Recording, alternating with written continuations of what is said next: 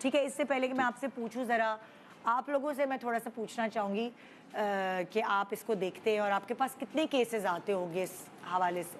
आप दोनों से ही मेरा ये सवाल है। सबसे पहले तो आपका शुक्रिया, आपने इतने इम्पोर्टेंट टॉपिक पे हमें बुलाया। आ, इस पे मैं बताऊंगा कि जैसे मुझे पता चला इस टॉपिक पे बात की जाएगी जी, तो मैंने इसको सोचा और आई डिसाइडेड कि इसको दो हिस्सों में तकसीम किया जाए। ठीक है। बेसिकली तो थोड़ा सा अगर ऊंचा बोलेंगे तो ज़रा हाँ हम ज़रूर, अच्छे से सुन तो सकते हैं। इसको बेसिकली दो हिस्सों में तकसीम किया जी। जाए। फर्स्ट थिंग इज़ कि पहले तो लोगों को अवेयर किया जाए कि वो इस तरह के हैक से, इस तरह के स्कैम से, इस तरह के जो फ्रॉडुलेंट बिहेवियर्स हैं, इस तरह की जो कॉल्स हैं, इस तरह के जो स्कैम्स हैं, उनसे बचे वो। उसके लिए ज़ाहिर बात है आपका जो कि रोल है मीडिया का वो बहुत इम्पोर्टेंट है। और जिस हद तक लोगों को एजुकेट किया जाए कि वो इन प्रैंक कॉल से, इस तरह के हनी ट्रैप से, इस तरह की जो भी चीज़ें होती हैं उनमें कोई हकीकत नहीं होती। वो तो अच्छा, फिर या तो फिर मैं ताकि लोगों को समझ आए कि हम बात किस हवाले से करें, मैं पहले इनसे सुन लेती हूँ कि उनके साथ हुआ क्या है, प्लीज़। ताकि जिसने हमें ज्वाइन इन किया उसको पता चल सके कि हम बात किस बारे में करें, क्योंकि स्कैम्स बहुत अलग अलग तरीके के होते हैं। फिर मैं आपकी तरफ भी आऊँगी, ठीक है। ऐसे आप अगर बताएंगे प्रैक्टिकली आपके साथ क्या हुआ तो हमारे लोगों को समझने में ज़्यादा आसानी होगी कि किस वाले स्कैम की अब बात करें। तो क्या हुआ है सर? हुआ ये था कि वेडनेसडे का दिन था, नवंबर 8 की बात है। यही अभी नवंबर जो गुजरा है, जी 2022 जी 2023 सॉरी। तो उसमें हुआ ये था कि रात के 10 बज रहे थे, कॉफ़ी शॉप गए थे कॉफ़ी पीने के लिए। तो हुआ ये कि 3 बार कार्ड जब बिल हुआ तो 3 बार कार्ड चार्ज हो गया। ओके। तो जब 3 बार कार्ड चार्ज हो गया, 3 बार क्यों कार्ड चार्ज? क्योंकि जो फर्स्ट 2 ट्रांजैक्शंस थी वो फेल हो गई थी, एरर आ गया था। तो उन्होंने बोला कि थर्ड टाइम ट्राई कर लेते, क्या पता हो जाए। ओके। थर्ड टाइम भी नहीं हुआ। अच्छा। तो उन्होंने मेरे पास से पैसे कट गए। अच्छा। मेरे पास एक मैसेज आ गया कि आपके पैसे इतने कट गए। जब वो 2 दफ़ा ट्रांजैक्शन हुई और आपके पास आया कि नहीं? उस वक्त कुछ भी नहीं कटे थे। उस वक्त नहीं कटे। जब तीसरी बार हुआ ना तो ओवरऑल मिलकर सारे पैसे डिडक्ट हो गए।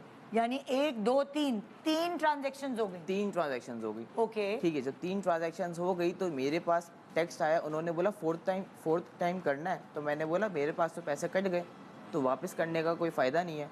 तो उसके बाद उन्होंने मुझे बोला कि आप एक काम करें, आपके बैंक से पैसे कट गए लेकिन हमारे तक नहीं पहुँचे। तो ऑब्वियस ही बात है, कॉफ़ी शॉप को तो लॉस है ना कि उनके पास तो पैसे नहीं पहुँचे, लेकिन मैं कैसे ट्रस्ट कर सकता हूँ कि भाई नहीं पहुँचे।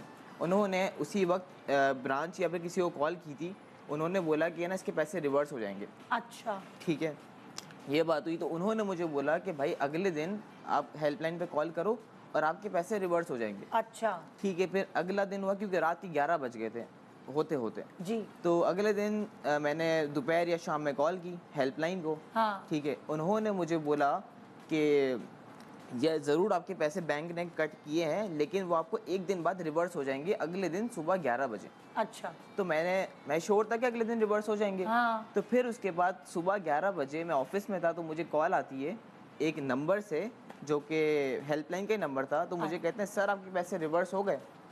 तो मैंने बोला नहीं मुझे रिवर्स नहीं हुए। तो बोला आप एक और बार चेक कर लें। हाँ। तो मैंने जब एक और बार चेक किया तो पैसे रिवर्स नहीं हुए थे। हाँ। उसके पास मेरा डाटा ऑलरेडी था। Oh my God. क्योंकि मुझे ये बात नहीं पता थी कि कॉल सेंटर वाले जो हेल्पलाइन वाले हैं वो डाटा लीक कर देते हैं। ओह। और उनके पास मेरा सारा डाटा था, NIC, अकाउंट नंबर का कार्ड। तो आई वॉज प्रिटी श्योर कि ये ऑब्वियसली बात है कि ये जेन्युइन, एग्जैक्टली, क्योंकि यही तो केस चल रहा है अभी मेरा। एग्जैक्टली जेन्युइन केस था। इसके बाद उसने मुझे सारी चीज़ें बताई और उसने मुझे एक लिंक, उसने मेरा अकाउंट हैक किया। मतलब इस तरह हैक किया कि उसके बाद मेरा OTP, मतलब मेरे पास OTP आ रहे थे, जनरेट हो रहे थे, लेकिन मैंने OTP बताया नहीं उसको। हाँ। तो उसमें से क्या हुआ कि 15 मिनट बाद मैंने देखा मुझे कॉल्स पर कॉल्स आ रही थी। मैंने कॉल कट की, मैंने लगा फ्रॉड होगा। इसके बाद मैंने 10 मिनट बाद देखा तो मेरे लिखा हुआ आ रहा है PKR। उसने कोई लिंक भेजा था, आपने उस पर क्लिक किया? नहीं, मैंने क्लिक नहीं किया। अच्छा। तो उसने क्या किया कि 10 मिनट बाद मैंने देखा अपना टेक्स्ट और वो कॉल्स मुझे आ रही थी ना, वापस कॉल्स कर रहा है। फिर मैंने एक और बार उठा ली कि क्या सीन है, पैसे रिवर्स तो नहीं हुए। तो उन्होंने मुझे बोला कि आप चेक कर ले। देखा तो PKR 80,000 अकाउंट में ट्रांसफ़र किए गए हैं, मेरे अकाउंट से खाली कर दिया क्योंकि अकाउंट में थे ही इतने। आपके अकाउंट के जितने भी पैसे थे वो किसी और अकाउंट में ट्रांसफर हो गए? ट्रांसफ़र हो गए। लेकिन ऐसे कैसे हुआ जब आपने ओटीपी भी नहीं बताया? ओटीपी नहीं बताया, कुछ हैक किया था उन्होंने इस तरह का। उनके ये पास कॉल्स कर करके जी कॉल्स और आपसे बात कर रहे होते तो बात- इतनी देर में हैक कर रहे होते। एग्जैक्टली उनके पास कोई सॉफ्टवेयर आया हुआ है जिसमें आपका कॉल के बीच में ये आप तो सबसे लेटेस्ट स्कैम है। एग्जैक्टली Oh my ये God. बहुत एक यूनिक स्कैम है। तो जब ये हुआ तो मैंने जब देखा कि मेरे पैसे ट्रांसफ़र किए गए तो मैंने वापस कॉल बैक होती नहीं है, उनकी वापस कॉल आई, बोलने स्टेट बैंक वेरीफाई कर रहे हैं आपके पैसे, तो आप मज़ीद 1 लाख और डालो अकाउंट में। 80,000 डिडक्ट हो गए थे, मज़ीद 1 लाख और डालो। फिर इसके बाद हुआ ये कि फिर है ना, मैंने फ़ौरन से वापस कॉल की हेल्पलाइन पे। मैंने हाँ। बोला कि ये पैसे मैंने ट्रांसफ़र नहीं किए, आप इसको फ्रीज़ करें। उन्होंने on the spot within 5 seconds account में रिजर्व डाल दिया।